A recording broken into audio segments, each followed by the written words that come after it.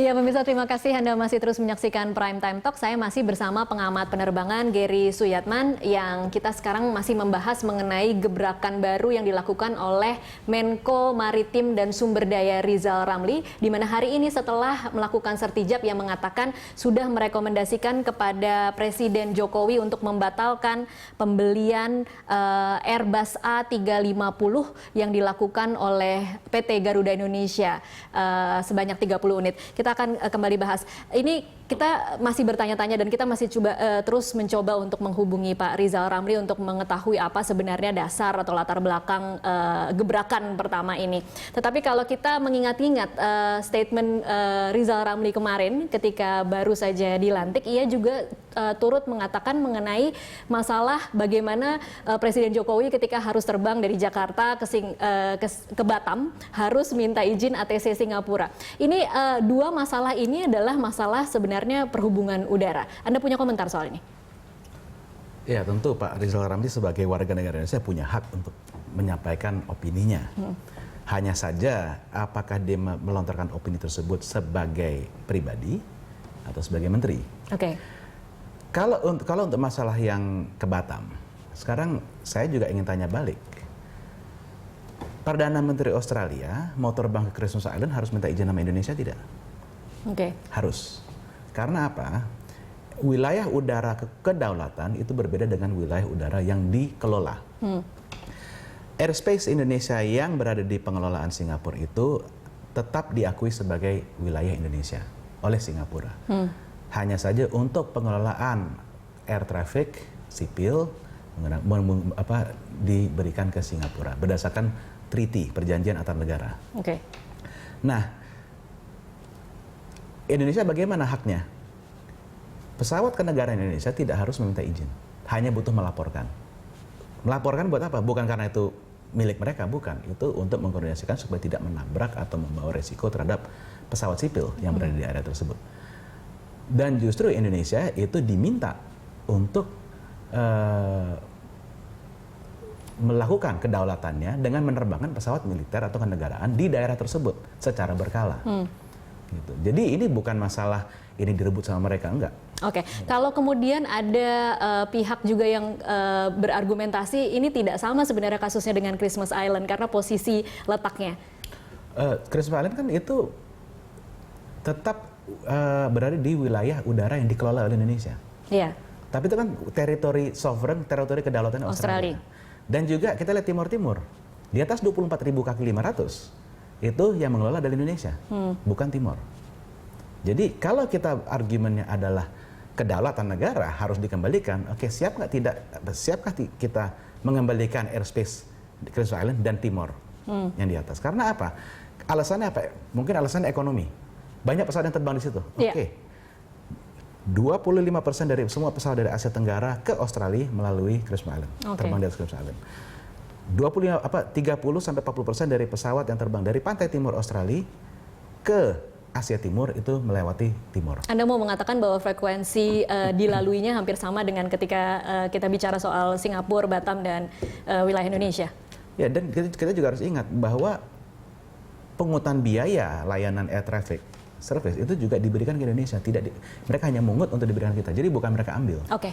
Jadi ini banyak sekali dalam 10-15 tahun terakhir banyak isu-isu bilang ini kita kecolongan atau kita dirugikan, uangnya diambil mereka. Enggak. Oke. Gitu. Bahwa itu tetap diberikan Indonesia sesuai dengan perjanjiannya. Oke, kita kembali lagi ke masalah bagaimana Garuda diminta untuk membatalkan pembelian. Kalau kemudian kita bicara tentang Garuda sebagai maskapai, tadi yang juga dikatakan oleh Rizal Ramli adalah untuk mencegah Garuda bangkrut lagi. Menurut Anda sudah tepat belum kemudian ketika membatalkan pembelian Airbus A350 itu bisa menyelamatkan Garuda? Atau memang kondisinya, bagaimana sebenarnya kondisi keuangan Garuda saat ini? Begini, kalau kita tidak melakukan pembaruan, itu sama saja kita mengundur kebangkrutannya. Oke. Apakah kita mau membiarkan itu terjadi atau memberikan fighting chance untuk Garuda untuk bisa kompetitif? Karena apa? Perubahan dari industri penerbangan dalam 5-10 tahun terakhir adalah efek dari kenaikan harga bahan bakar. Makanya sekarang kita mungkin 10 tahun lalu kita masih bisa melihat pesawat dari tahun 70-an terbang. Karena apa? bahan bakarnya masih murah. Sekarang bahan bakar sudah tidak murah. Jadi apa? Emphasis untuk para maskapai untuk merubah armada, untuk menggantikan armadanya ke yang lebih baru, yang lebih efisien itu lebih besar. Oke, baik. Tampaknya kita sudah bergabung dengan Menko Maritim dan Sumber Daya Rizal Ramli. Selamat malam Pak Rizal. Selamat malam, Tasya. Iya, Pak Rizal, terima kasih sudah bergabung bersama kami. Pak Rizal, gebrakan pertama yang Anda pilih hari ini setelah melakukan sertijab adalah memilih bidang perhubungan udara. Anda merekomendasikan kepada Presiden untuk membatalkan pembelian Airbus A350 sebanyak 30 unit. Mengapa, Pak Rizal? Karena saya ada hubungan emosional dengan Garuda. Apa itu sejarah emosionalnya, Pak? Halo? Iya, apa sejarah emosional Pak Rizal dengan Garuda? Ya, jadi 2000 Garuda itu nggak mampu bayar hutang 1,8 miliar dolar dari konsorsium bank-bank Eropa. Kami yang membereskan, kami yang merenegosiasikan, sehingga Garuda bisa selamat, karena pada waktu itu diancam bahwa kalau nggak mampu bayar akan disita.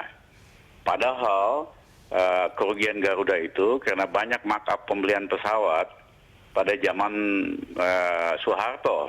Tahun berapa tepatnya Pak Rizal? Tahun 2000-an. Ya, nah akhirnya Pak konsorsium bankir di Eropa setuju untuk melakukan restrukturisasi utang Garuda supaya sustainable.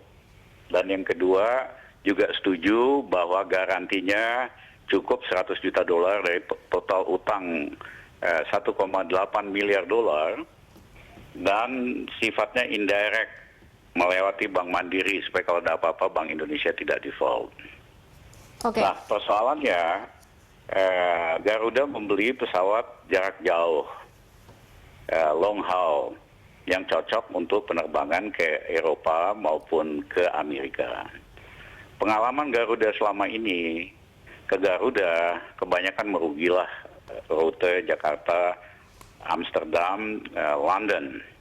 Nah kalau kita beli 30 pesawat ini, kita bisa-bisa juga akan merugi sangat besar. Karena apa?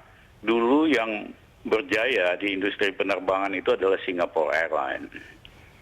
Nah kalah Singapore Airlines dengan penerbangan dari Arab, Etihad, Qatar, dan lain-lain. Karena mereka punya dua kantong, satu BBM afturnya disubsidi, yang kedua mereka bisa banting harga. Sehingga Singapore Airlines yang tadinya berjaya juga habis digempur sama airline dari Arab ini.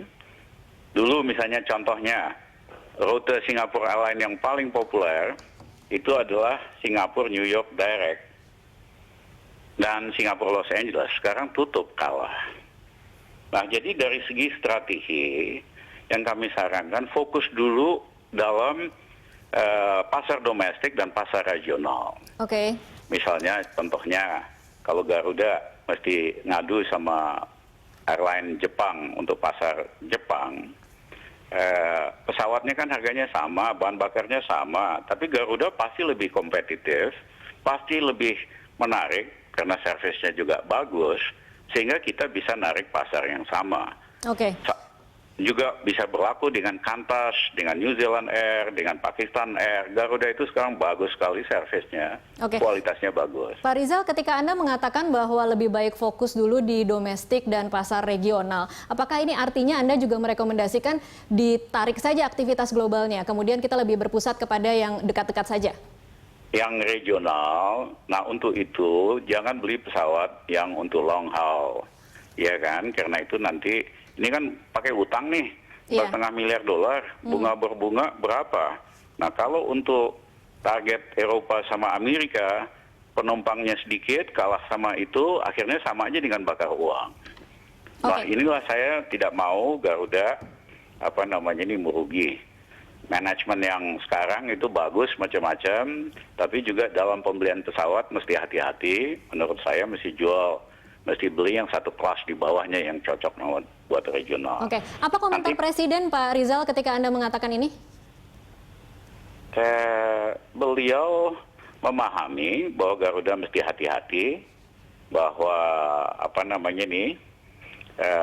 dia setuju bahwa kita fokus dulu domestik sama regional. Baru 7 tahun lagi barangkali atau 10 tahun lagi kita pikirkan untuk berkompetisi pada level ke Eropa sama Amerika. Nah, jadi bukan membatalkan pembelian, jangan salah mengerti nih. Oke. Ya, menukar pembeliannya, ordernya itu dari pesawat long haul ke pesawat yang mid range gitu, yang cocok untuk regional. Oke.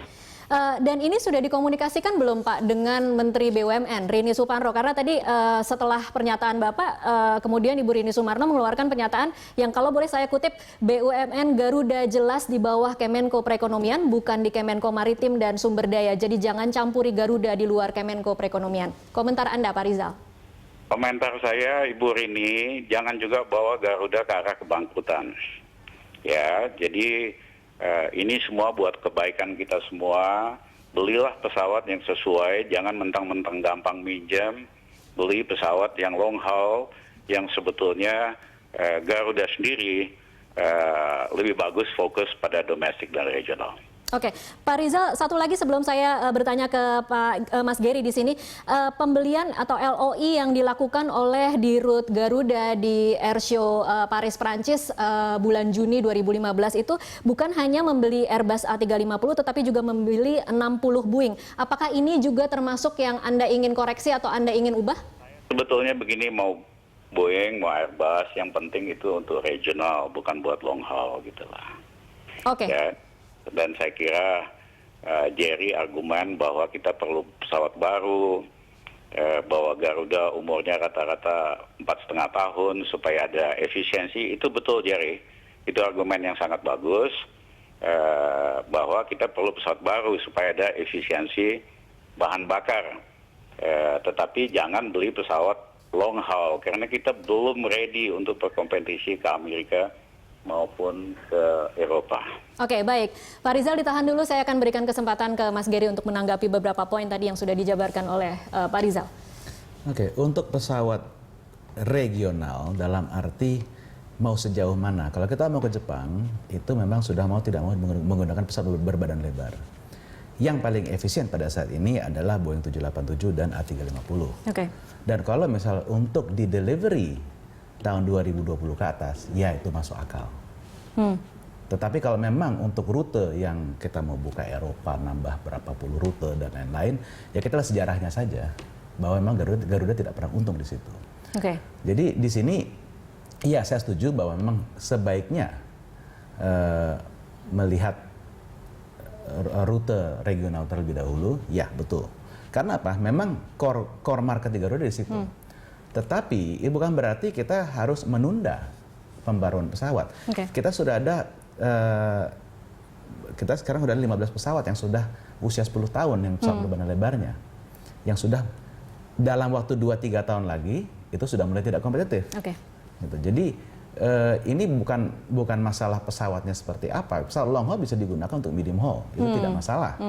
Gitu. Tapi kalau pesawat untuk akan lebih efektif ketika kita membeli pesawat long haul tapi nanti bisa digunakan untuk dua rute? Sekarang opsinya cuma A350 sama 787. Oke. Dan itu dua-duanya didesain untuk long haul. Oke, baik. Kita ke Pak Rizal. Pak Rizal, ada tanggapan Pak Rizal? Ya, saya nangkep apa yang diomongin Jerry. Ya, bisa dipanggil lah para ahli-ahli gitu loh. Ya, dan saya percaya pada esensinya kita harus fokus pada regional market itu dulu dah. Ya kan?